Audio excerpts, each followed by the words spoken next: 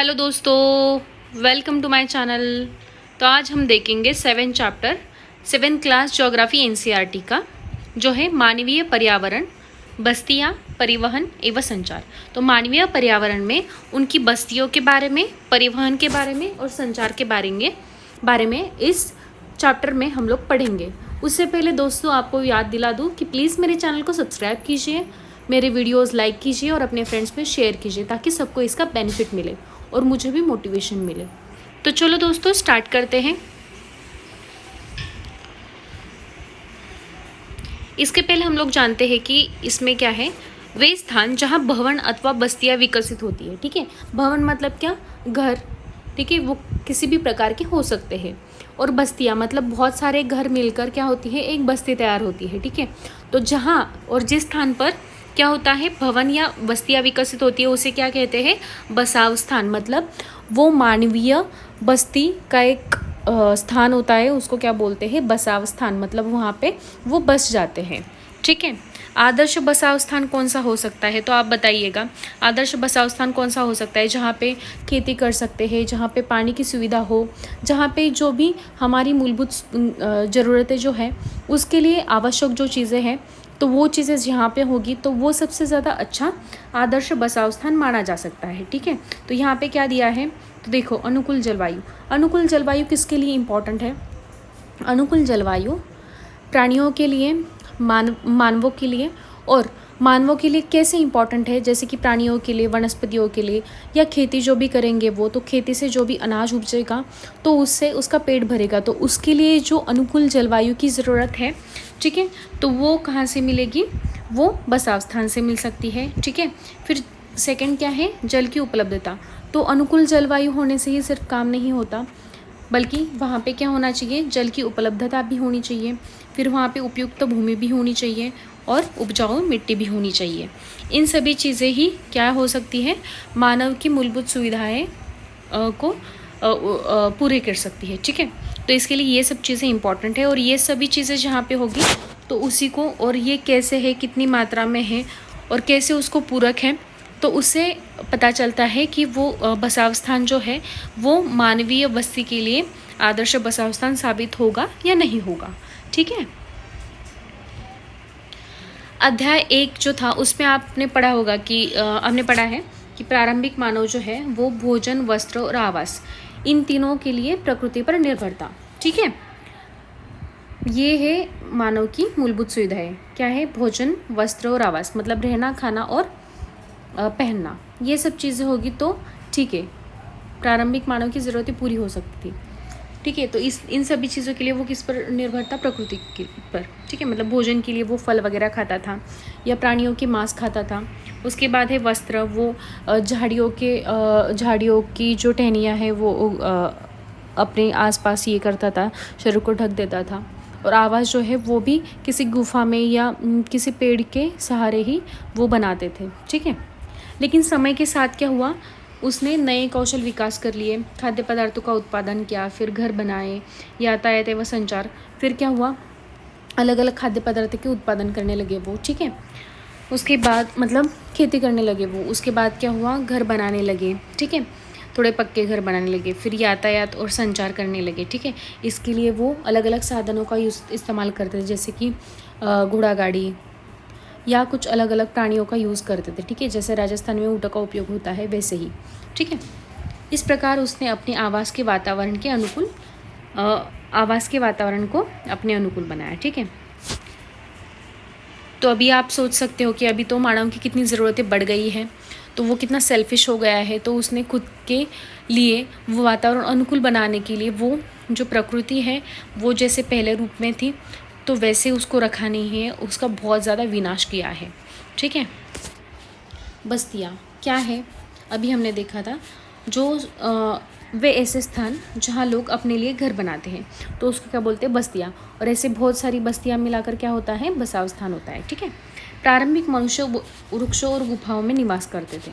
ठीक है, ये मैंने बताया। जब उन्होंने फसलें उगाना आरंभ किया तो उनके लिए एक जगह स्थायी घर बनाना आवश्यक हो गया, ठीक है।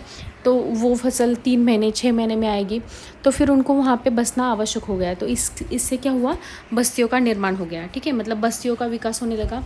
और बस्तियों का विकास कहाँ होता था, जहाँ पे वो लोग खेती कर सकते हैं, ठीक है, खेती कर सकते हैं, जहाँ पे फसल उगा सकते हैं। तो वो फसल कहाँ पे उगेगी, फसल उगने के लिए अच्छा वातावरण, अनुकूल वातावरण, ठीक है, या अनुकूल जलवायु, पानी, ये सब ज़रूरतें कहाँ पे पूरी हो सकती थी, नदी घाटियों के निकट। तो आप समझ सकते हो कि पहले की जो सभ्यताएं थी तो वो नदी घाटी के बाजू में ही होती थी। जैसे कि सिंधु घाटी सभ्यता सिंधु नदी के किनारे हुई थी, ठीक है, क्योंकि यहाँ पर पर्याप्त मात्रा में जल उपलब्ध होता है और जो भूमि होती है वो उपजाऊ होती है। कैसे उपजाऊ होती है, सिंधु नदी का उदाहरण ले ले तो वो हिमालय से लेकर वहाँ पर आती है, जो भी उपजाऊ मिट्टी है तो वो वहाँ पे लाती है मैदानों में। तो इसके लिए वो मैदानों में लोग बस जाते थे, ठीक है। वैसे ही अभी उत्तर प्रदेश गंगा का जो मैदान है वो बहुत लोक संख्या वाला माना जाता है, ठीक है। तो इसके लिए जो नदी घाटियाँ होती है और वहाँ पे मैदान जो होता है तो वो बहुत ज़्यादा घनी जनसंख्या वाला प्रदेश होता है, ये ध्यान में रखो। व्यापार, वाणिज्य और विनिर्माण के विकास के साथ ही मानव बस्तियाँ बड़ी होती गई, ठीक है। मतलब व्यापार बढ़ता गया, वाणिज्य होता गया और विनिर्माण मतलब निर्माण कार्य होता गया। तो इससे क्या हुआ, मानव की बस्तियाँ बड़ी होती गई। फिर नदी घाटी के निकट बस्ती पनपने लगी और सभ्यता का विकास हुआ, जैसे कि सिंधु घाटी। क्या आपको सिंधु, टिग्रिस, नील, होंगी नदियों के किनारे विकसित हुई सभ्यताओं के नाम याद है? देखो 4 सभ्यताएं थी पहले जो बहुत ज़्यादा फेमस थी, सिंधु, टिग्रिस, नील और होंगो नदी के किनारे ये सभ्यताएं विकसित हुई थी, ठीक है। अभी बस्तियाँ कैसी हो सकती है, बस्तियाँ स्थायी भी हो सकती है और अस्थायी भी हो सकती है, ठीक है। कैसे हो सकती है, स्थायी या अस्थायी हो सकती है। ऐसा क्यों, क्योंकि देखो कोई लोग गांव में रहते तो उनका स्थायी बस्ती हुई आज के ज़माने में देखें। और कोई लोग ऐसे शहरों में जाते हैं, बेंगलोर, चेन्नई, मुंबई, पुणे ऐसे, तो वो क्या हुआ, अस्थायी बस्ती हुई, ठीक है। मतलब जैसे ही उनका जॉब चेंज होता है तो वो क्या करते हैं, जॉब स्विच जैसे ही करते हैं वो क्या कर जाते हैं, दूसरी जगह शिफ्ट हो जाते हैं। तो उसको क्या बोलते हैं, अस्थायी बस्ती बोलते हैं, ठीक है। जो बस्तियाँ कुछ समय के लिए बनाई जाती है उन्हें अस्थायी बस्तियाँ कहते हैं। जैसे कि मैंने अभी बोला, घने जंगलों, गर्म व ठंडी रेगिस्तानों तथा पर्वतों के निवासी अक्सर अस्थायी बस्तियों में रहते हैं। ऐसा क्यों, क्योंकि वहाँ पे कभी कभी क्या होता है कि कोई समय ऐसा रहता है, मौसम ऐसा रहता है कि वहाँ पे रहने लायक नहीं रहता, वो मौसम, वो जगह रहने लायक नहीं रहती। तो वो क्या करते हैं, कुछ समय के लिए अलग प्रदेश में जाते हैं और फिर से मौसम बदलने पर वही आकर फिर से बस जाते हैं या कहीं और जाते हैं। वे आखेट, संग्रहण, स्थानांतरित कृषि व ऋतु प्रवास करते हैं। आखेट संग्रहण मतलब सभी चीज़ों का संग्रहण करते हैं। स्थानांतरित कृषि मतलब झूम खेती जैसे कि, ठीक है, जहाँ पे अच्छी जगह मिली, ठीक है, वहाँ के पेड़ जलाए, वहाँ पे खेती की, ठीक है। और फिर ऋतु प्रवास मतलब ऋतु जैसे जैसे बदलेगा वैसे वैसे उसके अनुकूल जो भी उनको जगह मिलेगी तो वो जगह पे वो क्या करेंगे, स्थानांतरित हो जाएंगे, ठीक है। यद्यपि अधिकांश बस्तियाँ आज स्थायी बस्तियाँ हैं, जैसे कि हम लोग रहते हैं तो वो स्थायी रहती है, बहुत दिनों के लिए हम लोग वहाँ पे रहते हैं। इन बस्तियों में लोग रहने के लिए घर बनाते हैं, ठीक है। ये देखो, ये मानव बस्ती है, कुछ पहाड़ी इलाकों में दिखाया गया है, ठीक है। इसके बाद है ऋतु प्रवास क्या है, ये देखो यहाँ पे दिखाया गया है। ऋतु प्रवास है लोगों के मौसमी आवागमन को ऋतु प्रवास, आवागमन मतलब क्या, आना और जाना, उसको क्या बोलते हैं, ऋतु प्रवास कहते हैं। जो लोग पशु पालते हैं वे मौसम में परिवर्तन के अनुसार नए चारागाहों की खोज में निकल जाते हैं। मतलब अगर वहाँ पे कड़ी धूप हो तो फिर जहाँ पे कम धूप हो तो वहाँ पे जाएंगे, या कहीं कहीं ज़्यादा बारिश होती है तो वो मतलब बारिश ख़त्म होने तक या कम होने तक वहाँ पे आते नहीं, ऐसे मतलब अनुकूल जहाँ पे वातावरण होगा वहाँ पे चले जाते हैं, ठीक है। यहाँ पे एक एग्जांपल दिया है, ठीक है।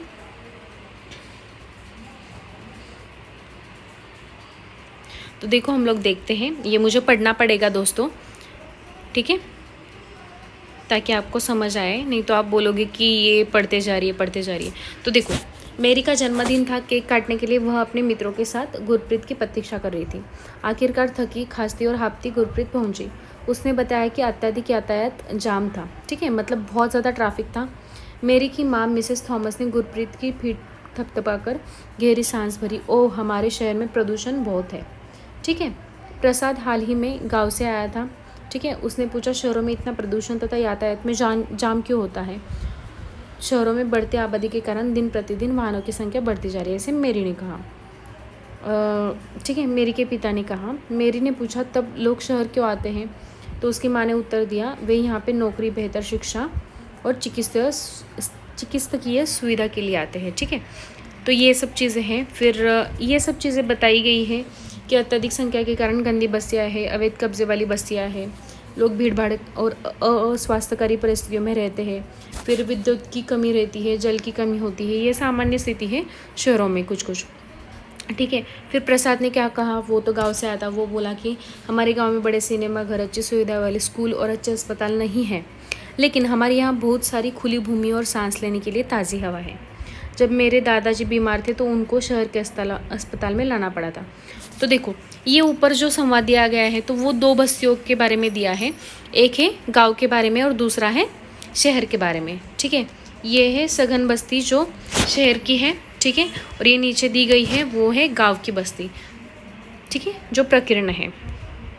तो ये संवाद में वही बताया गया है कि ग्रामीण और शहरी बस्तियों के बारे में बोला गया है।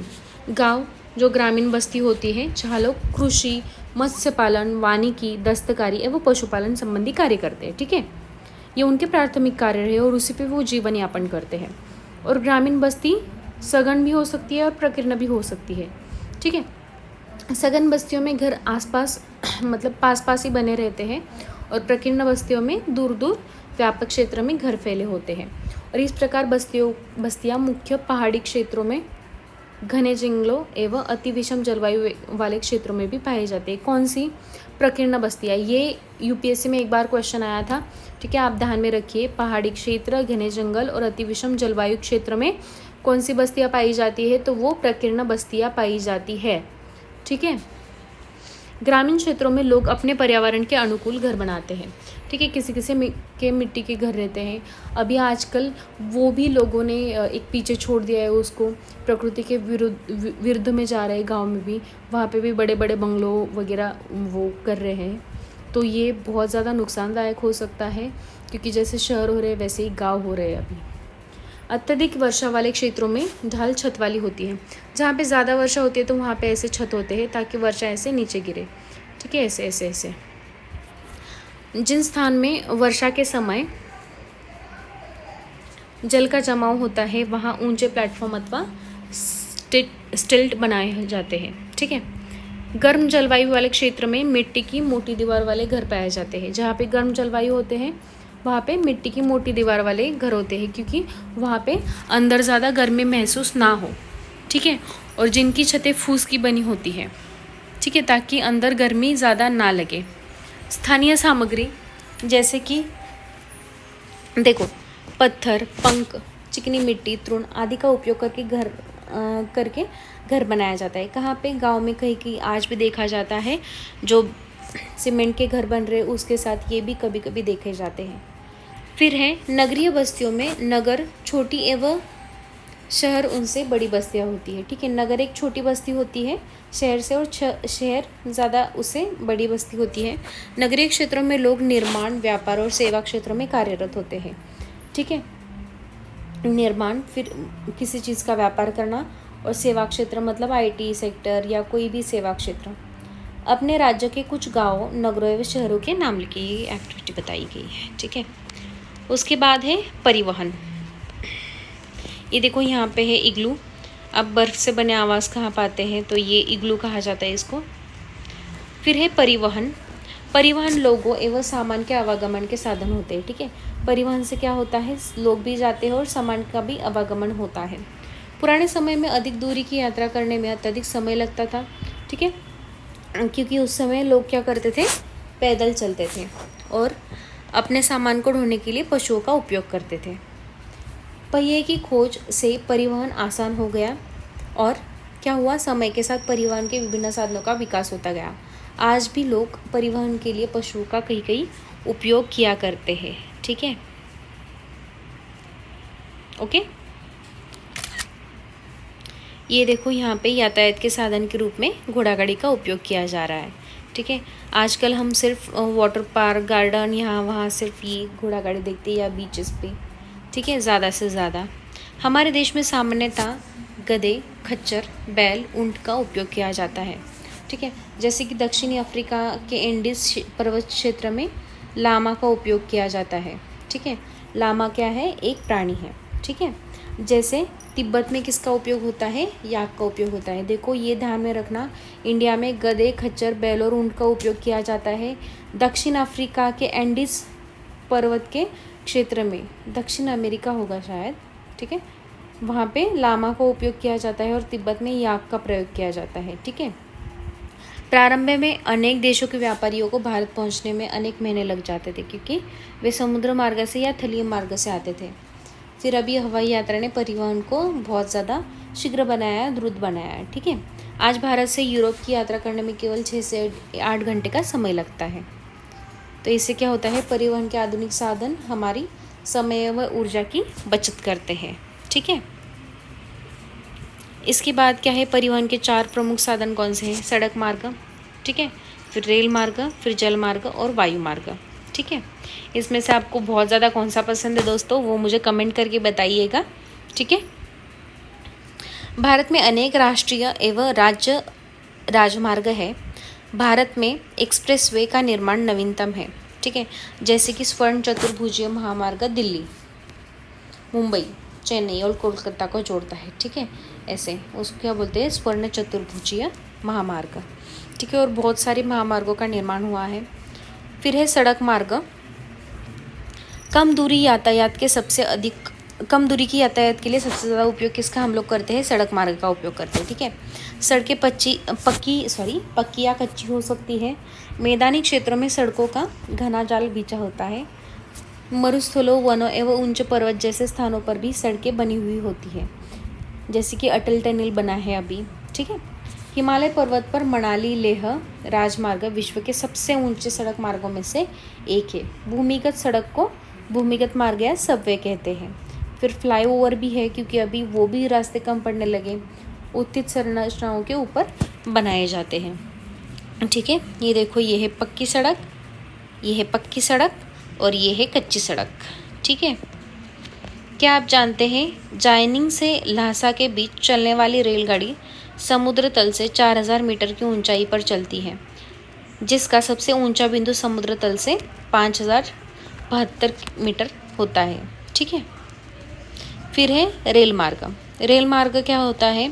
रेल मार्ग के द्वारा तीव्रता से कम खर्च में लोगों का आवागमन एवं भारी सामान ढोने का कार्य होता है। सबसे बेस्ट और सस्ता मार्ग है ये। वाष्प के इंजन की खोज और औद्योगिक क्रांति ने रेल परिवहन के तीव्र विकास में सहायता प्रदान की। पहले तो वाष्प के इंजन पे चलती थी, उसके बाद डीजल एवं विद्युत इंजनों के व्यापक रूप से वाष्प इंजनों का स्थान ले लिया। फिर सुपरफास्ट रेलगाड़ियों से परिवहन की गति तीव्र हो गई।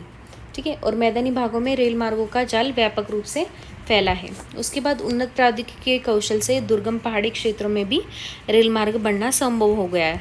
ठीक है, लेकिन इनकी संख्या काफ़ी ज़्यादा कम है और भारतीय रेल मार्गों का जाल भली भांति विकसित है और ये एशिया में सबसे बड़ा रेल मार्ग का जाल है। ये बात हमेशा ध्यान में रखो, बहुत प्राउड वाली बात है। ट्रांस साइबेरियन रेल मार्ग विश्व के सबसे लंबा रेल मार्ग है, जो पश्चिमी रूस में सेंट पीटर्सबर्ग से प्रशांत महासागरीय तट पर स्थित व्लादिवोस्तोक तक जाता है। ठीक है, ये देखो, ये वाला रेल मार्ग है, यहाँ से ऐसे ऐसे ऐसे ऐसे जाता है, ऐसे ऐसे। ठीक है, जल मार्ग कौन सा है? प्रारंभिक समय में परिवहन के लिए जल मार्ग का उपयोग किया जाता था और अधिक दूरी पर भारी एवं बड़े आकार वाले सामान को ढोने के लिए जल मार्ग सबसे सस्ता साधन है। ठीक है, ये आज भी माना जाता है और ये 2 प्रकार का हो सकता है, अंतर्देशीय जल मार्ग और समुद्री मार्ग। ठीक है, नाव या नदियों और झीलों का उपयोग अंतर्देशीय जल मार्गों के लिए होता है। ठीक है, कुछ महत्वपूर्ण अंतर्देशीय जल मार्ग जैसे कि गंगा ब्रह्मपुत्र नदी तंत्र, उत्तरी अमेरिका में ग्रेट लेक एवं अफ्रीका में नील नदी, ये सारे हैं अंतर्देशीय। फिर समुद्री और महासागरीय मार्गों का उपयोग सामान्यतः व्यापारिक माल एवं सामान को एक देश से दूसरे देश में। अंतर्देशीय मतलब क्या? देश के अंदर ही।